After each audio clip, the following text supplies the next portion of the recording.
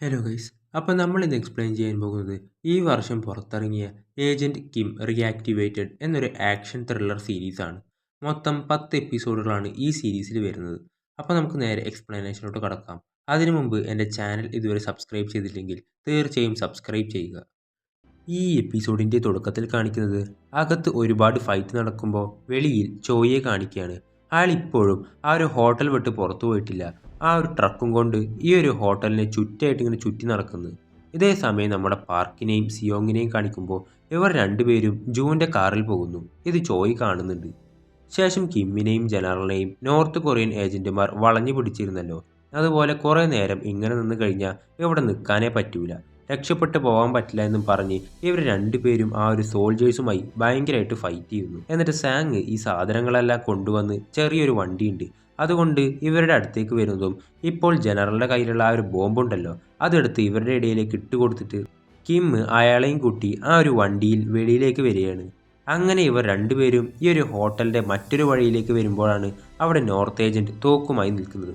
അപ്പോൾ ജനറൽ അവനോട് code number 66നെ കൊല്ലരുത്, അവനെ നമുക്ക് ആവശ്യമാണെന്ന് പറയുമ്പോൾ നോർത്ത് ഏജൻറ്റ് കൊല്ലാമെന്നത് കിമ്മിനെ അല്ല, ആ ജനറലിനെ ആയിരിക്കും.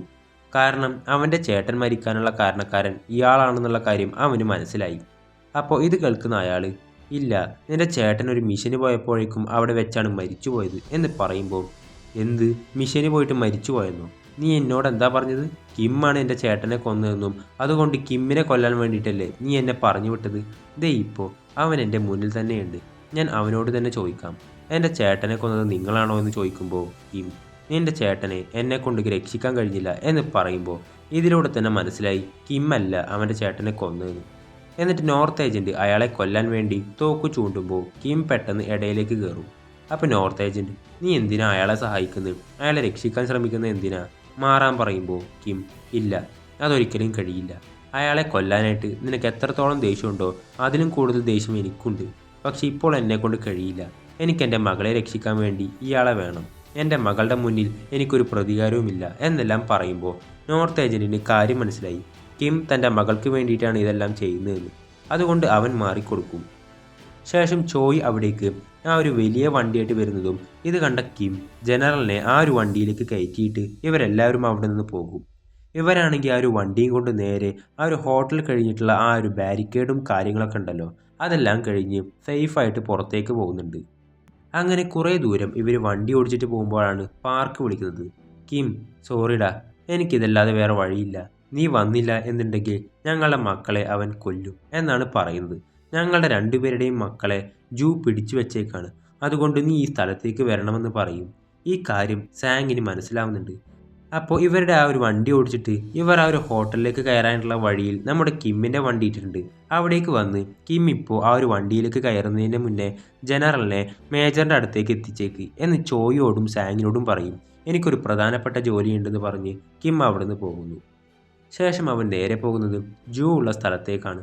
അവിടെ ചെല്ലുമ്പോഴാണ് അവിടെ ഫൈറ്റ് ചെയ്യാൻ വേണ്ടിയിട്ട് ഒരു റിങ് സെറ്റ് ചെയ്തിട്ടുണ്ട്. അതിനകത്ത് പാർക്കും സിയോങ്ങിനെയും നിർത്തിയിട്ടുണ്ട്. കുട്ടികളെ രണ്ടുപേരെയും ഒരിടത്തേക്ക് കെട്ടിയിട്ട് ഇപ്പോൾ അവരുടെ അടുത്ത് ഇവൻ്റെ അസിസ്റ്റൻ്റ് തോക്കും പിടിച്ചിട്ട് ഇങ്ങനെ നിൽക്കുന്നുണ്ട്. ഇപ്പോൾ കിം അവിടേക്ക് ചെല്ലുമ്പോൾ ജൂ പെട്ടെന്ന് അവനോട് പറയും ആ റിങ്ങിൻ്റെ അകത്തേക്ക് കയറാൻ. കിമ്മിന് വേറെ വഴിയില്ല. അവൻ ആ ഒരു റിങ്ങിൻ്റെ അകത്തേക്ക് കയറുമ്പോൾ ജൂ വന്നിട്ട് ആ ഒരു റിങ് അടച്ച് പാർക്കിനോടും സിയോങ്ങിനോടും, നിങ്ങൾ രണ്ടു പേർക്കും ഞാനൊരു ജോലി തരാണ്, വേറൊന്നുമല്ല, നിങ്ങളുടെ സുഹൃത്തിനെ ഇവിടെ വെച്ച് തന്നെ നിങ്ങൾ കൊല്ലണം. അത് നിങ്ങൾ രണ്ടുപേരുടെയും കുട്ടികൾ ജീവനോടെ വേണമെന്നുണ്ടെങ്കിൽ മാത്രം നിങ്ങൾ ഈ ഒരു കാര്യം ചെയ്യണമെന്ന് പറയുന്നതും രണ്ടു പേർക്കും ഇപ്പോൾ എന്ത് ചെയ്യണമെന്നറിയില്ല. മിണ്ടാ നിൽക്കുമ്പോൾ ജൂ, കിം ജീവനോടെ ഉണ്ടെങ്കിൽ നിങ്ങളുടെ കുട്ടികൾ രണ്ടുപേരും മരിക്കും. കിം മരിച്ചു കഴിഞ്ഞാൽ നിങ്ങളുടെ കുട്ടികൾ രണ്ടുപേരും ജീവിക്കും.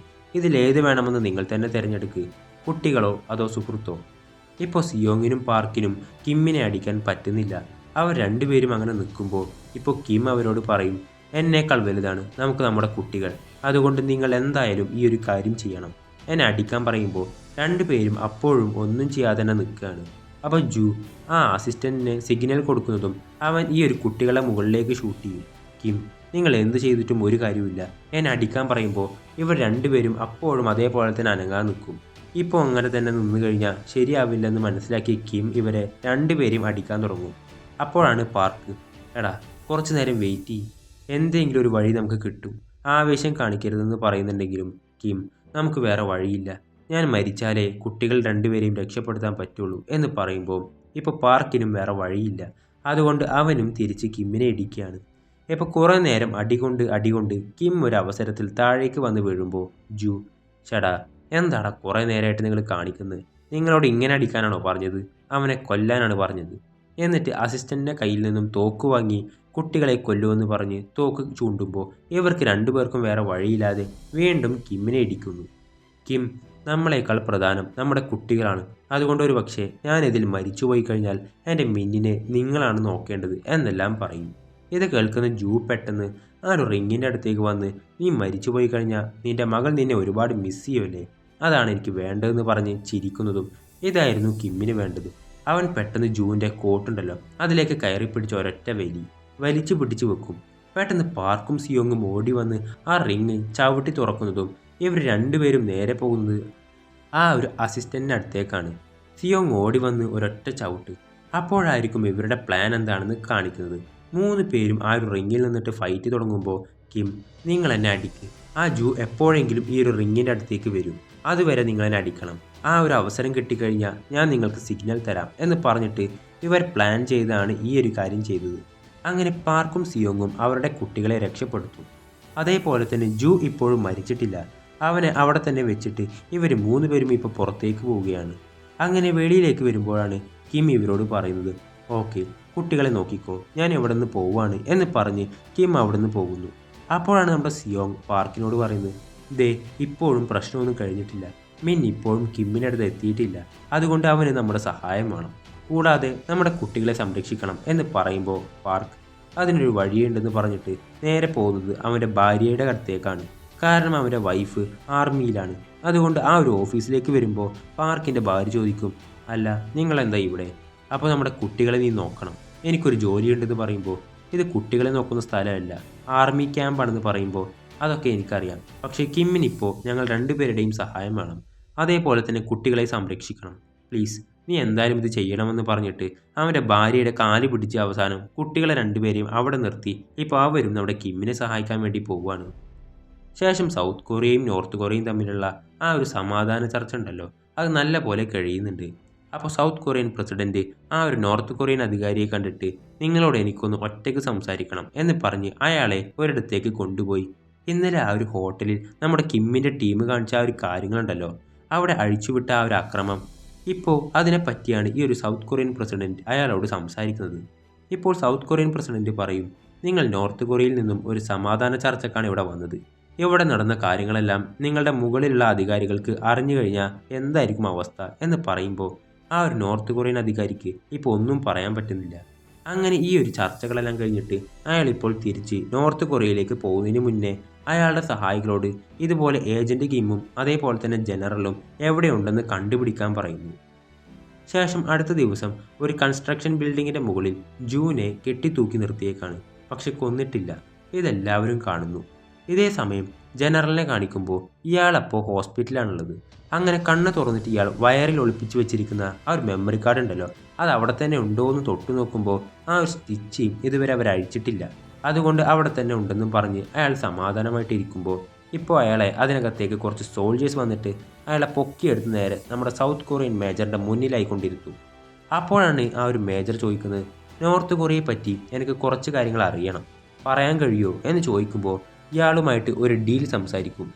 ശരി, നീ ചോദിക്കുന്ന എല്ലാ വിവരങ്ങളും ഞാൻ തരാം, അതിന് പകരം എന്നെ ഇവിടെ നിന്നും സേഫായിട്ട് മറ്റൊരിടത്തേക്ക് അയക്കേണ്ടത് നിന്റെ ചുമതലയാണ്. അപ്പോൾ ഈ ഒരു ഡീലിന് നമ്മുടെ മേജർ സമ്മതിച്ചിട്ട് ഇപ്പോൾ അയാൾ നോർത്ത് കൊറിയയിലെ ചില ആയുധങ്ങളുടെ ശേഖരണവും അവിടുത്തെ മിലിറ്ററി ഓഫീസിൻ്റെ ചില വിവരങ്ങളൊക്കെ മേജറിന് പറഞ്ഞു കൊടുക്കും. അപ്പോൾ നമ്മുടെ മേജറിന് കിട്ടേണ്ട എല്ലാ വിവരങ്ങളും കിട്ടിക്കഴിഞ്ഞു. അതുകൊണ്ട് ജനറലിനെ തിരിച്ച് ഹോസ്പിറ്റലിലേക്ക് തന്നെ കൊണ്ടുവരുന്നുണ്ട്. അങ്ങനെ അയാൾ ഇപ്പോൾ റെസ്റ്റ് എടുത്ത് ഉറങ്ങുമ്പോഴാണ് രാത്രി സമയത്ത് ആരോ ഒരാൾ ഹോസ്പിറ്റലിലേക്ക് വരുന്നത്. അതേപോലെ തന്നെ അയാളുടെ അടുത്തേക്ക് വന്ന് അയാൾക്ക് മയങ്ങാനുള്ള ഒരു മരുന്നും കുത്തിവെച്ച് അയാളെ അവിടെ നിന്നും കൊണ്ടുപോവാണ്. ഇപ്പോൾ കൊണ്ടുപോകുന്നത് വേറെ ആരുമല്ല, നമ്മുടെ കിമ്മാണ്. ഇപ്പോൾ വെളിയിലേക്ക് അയാളെ കൊണ്ടുവന്നിട്ട് നമ്മുടെ കിം നോർത്ത് ഏജന്റിനായിരിക്കും കൈമാറുന്നത്. കിം അവനോട് ചോദിക്കുന്നുണ്ട്, അയാളെ ഇപ്പോൾ നീ എന്താ ചെയ്യാൻ പോകുന്നത്? അയാളെ എന്തായാലും ഞാൻ കൊല്ലാൻ പോകുന്നില്ല, നീ എന്നെ വിശ്വസിക്കണം എന്ന് പറഞ്ഞ് അവൻ അയാളെയും കൂട്ടി അവിടെ നിന്ന് പോകാനായിട്ട് വരുമ്പോൾ കിം തിരിഞ്ഞ് നോർത്ത് ഏജന്റിനെ നോക്കുന്നുണ്ട്. എന്നിട്ടാണ് അവൻ്റെ ചേട്ടൻ പറഞ്ഞ ചില കാര്യങ്ങൾ കിം ആലോചിക്കുന്നത്. മരിക്കുന്നതിന് മുന്നേ അവൻ പറഞ്ഞിരുന്നല്ലോ, എന്ത് സംഭവിച്ചാലും നീ നല്ലതുപോലെ ജീവിക്കണം, നല്ലൊരു കുടുംബം വേണമെന്നൊക്കെ. അതുപോലെ നിന്റെ ചേട്ടൻ എന്നോട് പറഞ്ഞിരുന്നു. ഇപ്പോൾ ഞാൻ മാത്രമല്ല, നീയും അതുപോലെ നല്ലൊരു ജീവിതം ജീവിക്കണം എന്നെല്ലാം പറഞ്ഞ് കിം ഇപ്പോൾ അവിടെ നിന്ന് പോകുന്നു. ശേഷം അടുത്ത ദിവസം ജനറലിനെ കാണാനില്ല എന്നുള്ള കാര്യം മേജർ അറിയും. ഇപ്പോൾ അത് അറിയുമ്പോൾ ആ ഒരു മേജറിന് വലിയ കുഴപ്പമൊന്നുമില്ല. കാരണം അയാളുടെ കയ്യിൽ നിന്ന് കിട്ടാനുള്ള വിവരങ്ങളെല്ലാം ഇവർക്ക് കിട്ടിയിട്ടുണ്ട്. പിന്നെ അയാൾക്ക് എന്ത് സംഭവിച്ചാലും ഇവർക്കെന്താ എന്നുള്ള രീതിയിലാണ് മേജർ ഇരിക്കുന്നത്. ഇതേ സമയം ജനറലിനെ കാണിക്കുമ്പോൾ അയാൾ കണ്ണു തുറന്നു നോക്കുമ്പോൾ ഒരു കടൽക്കരയിലാണുള്ളത്. അപ്പോൾ അയാൾ വിചാരിക്കും വേറെ ഏതോ ഒരു നാട്ടിലേക്ക് കടത്തിയിട്ടുണ്ടെന്ന്. കുഴപ്പമൊന്നുമില്ലെന്ന് വിചാരിച്ചിരിക്കുമ്പോൾ അയാളുടെ വയറിൽ നല്ല വേദനയുണ്ട്. തൊട്ടു നോക്കുമ്പോൾ ആ ഉള്ളിലിരുന്ന ആ മെമ്മറി കാർഡ് ഉണ്ടല്ലോ, അത് സൗത്ത് കൊറിയയിലെ മേജർ നേരത്തെ തന്നെ എടുത്തിരുന്നു. അതുപോലെ പെട്ടെന്ന് തിരിഞ്ഞ് അടുത്തുള്ള ഒരു ബോർഡ് നോക്കുമ്പോഴാണ് ഇയാളെ കൊണ്ടുവിട്ടത് നോർത്ത് കൊറിയയിലേക്കാണെന്ന് മനസ്സിലാവുന്നത്. അത് ചെയ്തത് വേറെ ആരുമല്ല, നോർത്ത് ഏജന്റ് തന്നെയാണ്.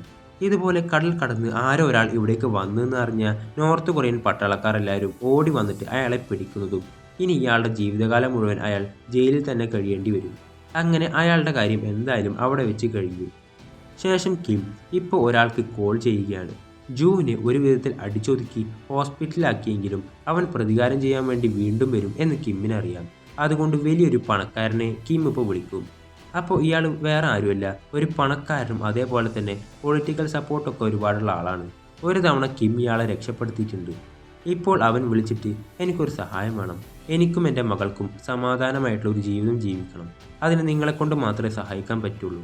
അതേപോലെ തന്നെ എനിക്ക് തടസ്സമായിട്ടുള്ളത് ചെയർമാൻ ജൂ ആണ്, അവനെയും പൂർണ്ണമായിട്ട് നീ ഇല്ലാതാക്കണം. എന്നാൽ ചില അവൻ്റെ പൊളിറ്റിക്കൽ സപ്പോർട്ടും ബാക്കിയുള്ള ബാക്ക്ഗ്രൗണ്ടും എല്ലാം ഇല്ലാതാക്കണമെന്ന് പറയുമ്പോൾ ആ ഒരാൾ നീ എൻ്റെ ജീവൻ രക്ഷിച്ച ആളാണ്, അതുകൊണ്ട് നിനക്ക് വേണ്ടി ഇതെല്ലാം ഞാൻ ചെയ്യുമെന്ന് പറയും. ശേഷം ജൂവിൻ്റെ കൺസ്ട്രക്ഷൻ കമ്പനിയിലേക്ക് വക്കീലന്മാരും അതേപോലെ തന്നെ മറ്റുള്ള ഉദ്യോഗസ്ഥരും എല്ലാവരും വന്ന് അവിടെ റെയ്ഡ് നടക്കുന്നു. അപ്പോൾ ആ ഒരു കമ്പനിയിൽ നടന്ന ഇല്ലീഗലായിട്ടുള്ള കാര്യങ്ങൾ, അവർ ചെയ്ത തെറ്റുകൾ, ഇതിനെപ്പറ്റി എല്ലാം മനസ്സിലാക്കും. അതേപോലെ തന്നെ ജൂനെ സഹായിച്ച രാഷ്ട്രീയക്കാർ ഇവരെ എല്ലാവരെയും കണ്ടുപിടിച്ചിട്ട് അവരെയും അറസ്റ്റ് ചെയ്യുന്നുണ്ട്. അതിനിടയിൽ ആ ഒരു ഡിഫൻസ് മിനിസ്റ്റർ രക്ഷപ്പെട്ടു പോകാൻ വേണ്ടി ആരും അറിയാതെ വീട്ടിൽ നിന്നും പുറത്തേക്ക് പോകുമ്പോൾ ഗിംച്ചിൽ വന്നിട്ട് അയാളെ അറസ്റ്റ് ചെയ്ത് അവിടെ നിന്ന് കൊണ്ടുപോകുന്നു. ശേഷം ജൂവിൻ്റെ മകൾ, ഇവളാണല്ലോ എല്ലാം തുടങ്ങി വെച്ചത്, അവൾ വേറെ ഏതോ ഒരു രാജ്യത്താണുള്ളത്. അങ്ങനെ അവൾ റൂമിലിരിക്കുമ്പോൾ ഇവളുടെ ഫോണിലേക്ക് ഒരുപാട് മെസ്സേജ് വരുന്നുണ്ട്.